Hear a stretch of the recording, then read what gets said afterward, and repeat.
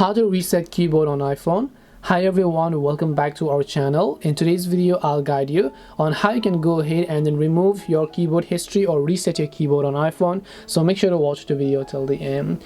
Over the time you might have typed many things and iOS may actually have saved your details there, and then now you want to reset your keyboard. It's quite simple to do so. Open up the settings application, but we're not going to go to this general and then select this keyboard option and so on, because that's not what we want to do. What we want to do is we want to come back, go to general, and instead what you want to do is you want to scroll down to the bottom. You'll find transfer or reset iPhone. You can tap on it, and here you can see reset. Tap on reset. Over here you can simply select reset keyboard dictionary, and this will reset any of the settings that you have with your keyboard. Or you can also tap on reset all settings to reset all of the settings, but I'm sure you don't want to do that, so you can just select reset keyboard dictionary in this case, and this way you will be able to reset your keyboard on iPhone. Hope this video was very helpful. If you have got any questions, feel free to leave them down below. Thank you for watching till the end of this tutorial, and see you soon in our next video.